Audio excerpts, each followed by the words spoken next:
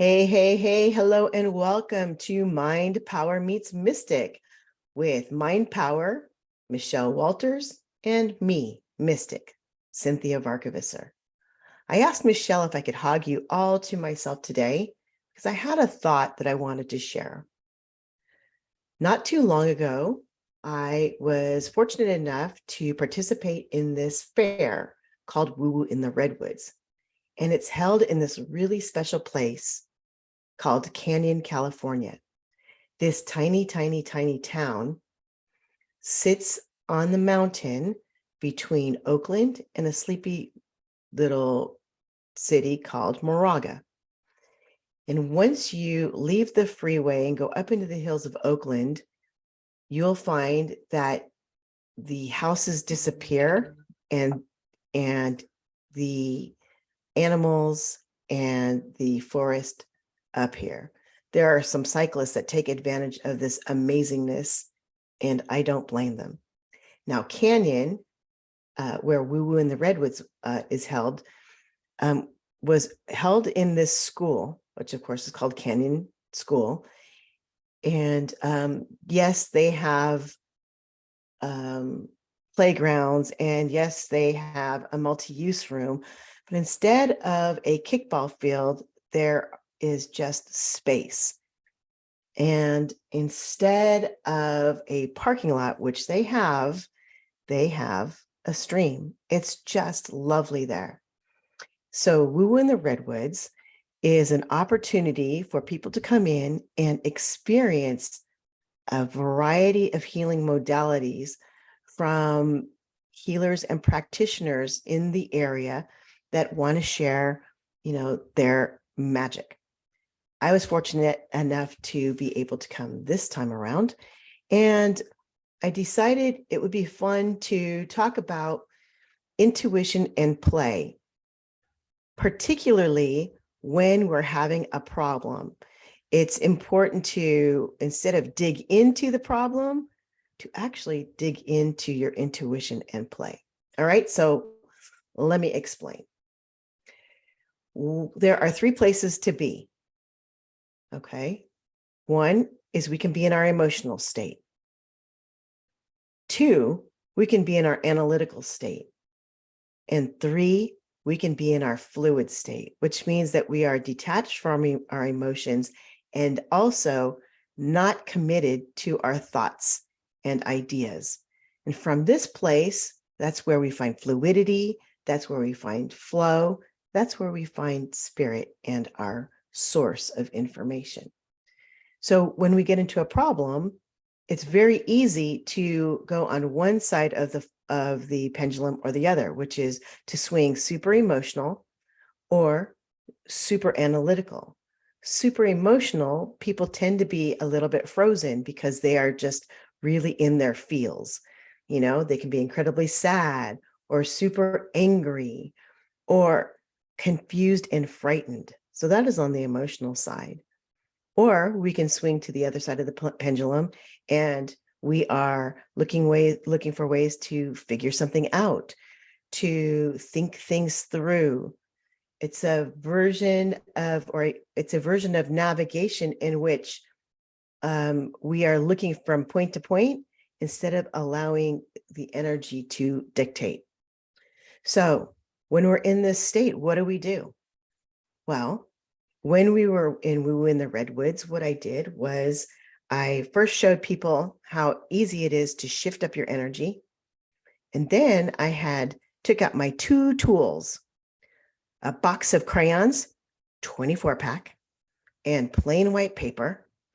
And we got going into an exercise that showed us how we use our intuition, how we connect with other people, and how to best communicate for others to understand where we're coming from. I'll get into that a little bit more later. So let's first talk about changing up our energy. So when I'm in a class, my favorite ways to change up the energy or just to get the energy going is to either start a conversation that is absolutely ridiculous and a little bit embarrassing. And the funny part is a lot of people don't really like talking about their middle names if they have one. and not just about their middle names, but how in the hell they got them, right? It's one of those weird things. There are some people who are incredibly proud of their middle names, and there are a lot who are pretty embarrassed. But either way, it's a very intimate conversation, and that changes up the energy. A faster way to change up the energy is actually to play patty cake. Now, the funny part is I learned this when I was studying to get my real estate license. I was in this intensive class, and it was so much dry information that the broker was working his way through, that he said, look, if you guys keep yawning, I'm going to throw a patty cake on you. And sure enough, even after 2.5 coffees, I was yawning as well. My eyes were drooping. He said, that's it. Stand up, find a neighbor, and play patty cake. And here we were, these adults who probably hadn't played patty cake in forever, trying to remember how to do it, clapping and cracking up, and then our energy shifted. So he did it as a way to return our focus and to get out of the yawns. What I saw was a complete shift in energy in which people were willing to collaborate as well as focus on things as a group and individually. So it started becoming incorporated in my work. The other thing that I love to do is play a game called Ha Ha.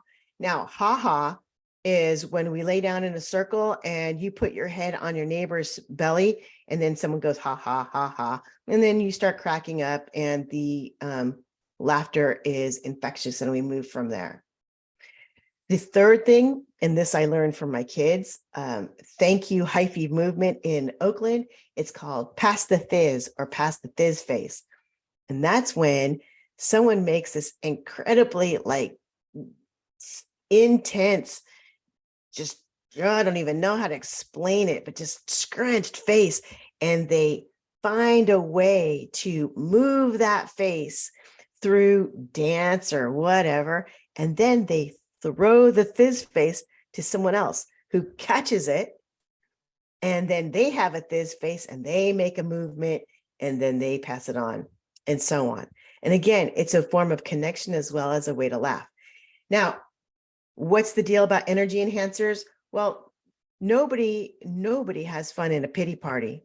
As much as I like being in a pity party, it's not really fun. I just really like being pitiful for a while, right? And then you turn around and you look at yourself and go, wow, that was kind of pathetic. So then we move ourselves out. Changing up your energy gets you out of that space so much more quickly. Now you have your own version of the games that I have. I highly recommend it. Okay. Then other games that you can play that can remind us how intuitive we are, right? One is to color. One is to do dot to dot. One is to play doctor. Now, all these games I'm talking about, these are games that you're going to play with other people so that you can make some aha moments based on the experience that you share with others. But you can do this with yourself as well. All right. So by coloring, that's what I did with the people at Woo Woo in the Redwoods. We actually started drawing, and then we used our crayons and paper and coloring and drawing as a version of Pass the Fizz face. And I would tell you more about that in one of my classes. So by doing these things, you're opening up, you're collecting, you're collaborating. Your focus is now on the page and on the colors and other things, and not on your problem. What that does is it releases that lock that you have, whether it is emotionally or analytically, it doesn't matter. The thing that you have in common with those two polarities is that you're locked, and it opens you up. When there's an opening, it creates space for the ears to hear things in a whisper or in a loud voice, or all of a sudden have that knowing, or you can have a vision. It's, you know that this has happened before because it is so natural. Intuition is so natural. We just make it kooky, right? So what I'm doing is bringing the natural back into intuition. So color. If you're working with someone just for shits and giggles, play doctor. And yeah, there are two ways to play. You don't have to take off your panties if you don't want to. And if you want to, there's no judgment. Doesn't matter. However, there is a way for us to find our clairsentient being, which is connecting with someone energetic body to energetic body. And by recognizing these things, we get to see that, hey, this isn't my shit. This is that other person's shit. So now I get to detach from it. Or it could be, oh my God, I take on everybody's crap and I don't release it. So after playing a game of doctor, I know what what is mine and what isn't. Another game that you can play with people is telephone. The fun part about telephone is that you make a crazy statement and then see what it comes out on the other side. This is a way that you get to learn how to be impeccable with your word, as well as understanding that not everybody uses the same words to get the same message, right? So it's a very interesting way for us to be very aware that our communication is so powerful and that our message is powerful. So we need to give it the respect by making sure that the other person, that we care for the other person enough, that we use their language in order to relay our message. Okay. So the other thing that you can play is dot to dot. Now, I do dot to dot whenever I am in a place where I feel stuck. That is my personal favorite. And it never fails that I get my numbers fucked up. I don't know how I can do it. I am 56 years old, so I should be able to count at least up to 56. But for some reason, I'm always missing. So there is no such thing as a dot to dot from Cinthia Varkevisser that doesn't have some kind of mishmash squiggly lines that were not meant to be, but that is somehow perfect. So let me remind you that you are listening to Mind Power Meets Mystic with Cinthia Varkevisser and Michelle Walters. Please like us, subscribe, tell your friends about us, because we do have a lot of information that we'd like to share. And it would be great if you pass that along as well. Okay, so the thing about dot to dot is that, again, it brings you down to one or none. So it is a form of meditation. And when you're in a form of meditation, it's another form of unlocking, and you'll find that information pours into you instead of you trying to create information on your own. And I find that not to be lazy.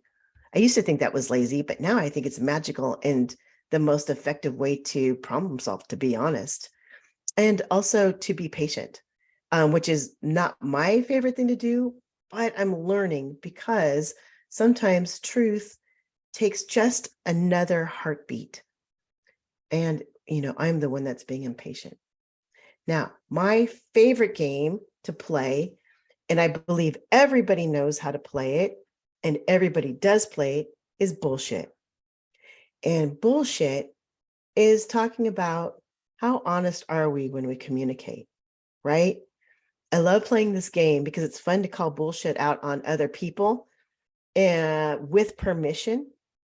It also helps me realize just how much I bullshit myself. Now, I'm not saying everybody's a fucking liar. That's not true. But what I am saying is we can only deal with a certain level of honesty, and that level is our 100%. And then there are days where we're willing to break the tension of that surface and dig a little deeper. And now we have a new 100%, a new level of honesty, and a new way to communicate on a different level. It's pretty damn magical. So bullshit is a great way to get intimate very quickly. So I don't recommend you playing this with a stranger. However, it could. I mean, think about it. Way back in the 70s and 80s, your hairdresser and your bartender were your best therapists. And yeah, it was therapy, but a lot of it was intuition, right? You go in, you spill your guts. These people know who you are without knowing anything about you. And they have a great ear. And then sometimes those who are willing give some information in return. As a Gen Xer, I found that a lot of people who were hairdressers ended up doing readings. And my Swami Mommy, Connie Jackson, was a hairdresser. And she always wanted to be a hairdresser. And she just happened to chase UFOs and do tarot cards and do readings on the side. So that's the history of the psychic and intuitive movement in the US back in the 50s, 60s, and 70s. And I want to remind everybody that it wasn't that long ago that it was pretty much illegal to do intuitive work and this spiritual work. A lot of people thought, intuitive workers and spiritual workers were charlatans, and you could go to jail for it. And Connie's teacher went to jail a couple of times for doing readings when it was against the law. So what a lot of people did is that they would go and get their minister's license. And there's the Universal Life Church. You probably know about this church because it's the one where you can get your license online. And they started I won't say they started, but they were very popular in the 70s as a way for psychics to do their work without getting hurt. And trust me, there were people who got hurt. So for some of you, you can say, wow, that's kind of crazy that it was like that in the olden days. But for people like me, I'm like, holy fuck, we are changing so much because it wasn't that long ago that we were persecuted. Well, we got heavy really quickly, right? And that's what happens. We just started playing bullshit, and there we are. So I want you to know that anything you do to get you out of either your emotional side, right, or out of your analytical side so that you can get back into that flow and that zone, that is where solutions are found. Okay, that's where the creativity is. That's where inspiration sits. That's where collaboration sits. And there's so many things in this zone. And it's so funny that we like to think that it's the other way around, that, it's an emotional connection. And it is, but I want you to know that it's not entirely emotional. It's actually an energetic, intuitive connection that is then closely followed by emotions or intelligence. So it's an energetic connection first. And it's kind of funny. Think about how you make friends. It's actually an energetic connection. And if it's not, hit it off right away. It's about slowly finding the connections in order to create that friendship. So now let's get back to, again, because I digressed. What you want to do is you want to find a way to get back into flow. And the easiest way to do that is to play. You can play by being silly and changing up the energy. And you can just do it by dancing. That's the truth too. You can do it by remembering what it's like to be a child and turn over a rock and watch the freaking roly-polies just do their thing or have their own, life, and you're just observing. Or when's the last time you climbed a tree? I climbed a tree not too long ago, and let me tell you, I'm not like I used to be, and being 5 feet up in the air was plenty for me. There was another 30 feet I could have gone, but 5 feet in the air and swinging my legs from a tree bough was good enough for me. Other things is, picking up an instrument that you don't really know, beating the shit out of a drum. If you don't have a drum, beat the shit out of a pot and pan, like, you watch the toddlers do. It's a lot of fun. Plus, the actual sound that you're making cracks the energy within your body as well. So you've got a couple things going on. One is the movement is shifting up your energy, and two, the sound is shifting up your energy. Two very positive ways to get you back into flow. All right.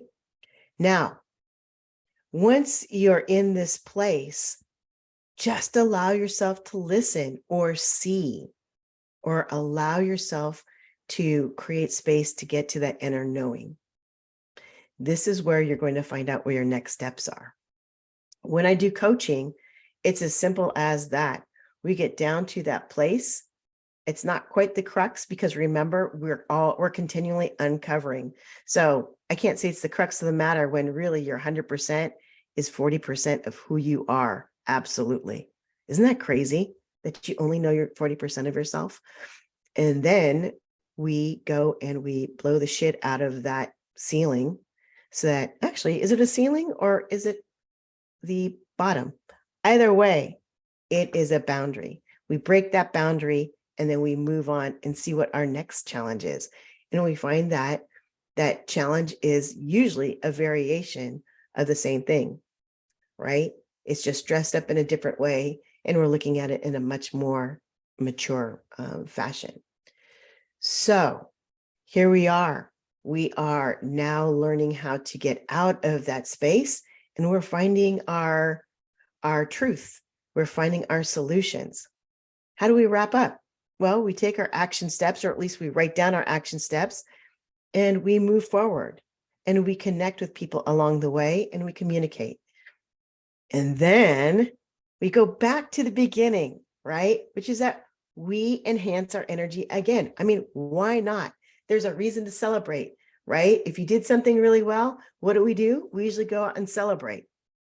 It's a way to keep the momentum of good energy going.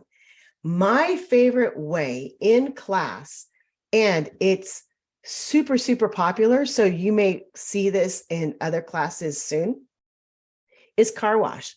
And I learned it from, again, my Swami Mommy.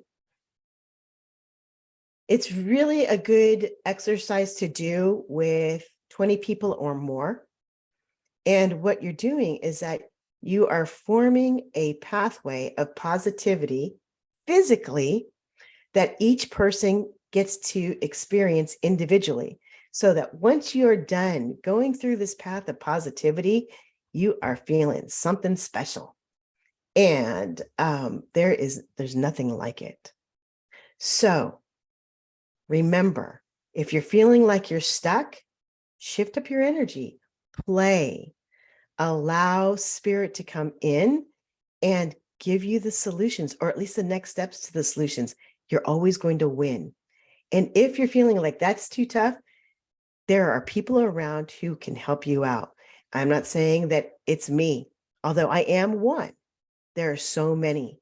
Everyone here is a healer in a certain way, and I'm happy to help you find yours, just as you know you can find your healer whenever you are in a problem that you cannot find your way out of. All right. Hope you love this episode. Oh, and I think I'm going to give this episode a name called Patty Cakes and Bullshit, Unmasking the Power of Intuition Through Play. All right. Thank you so much for listening to Mind Power Meets Mystic with Michelle Walters and me, Mystic Cinthia Varkevisser. Bye.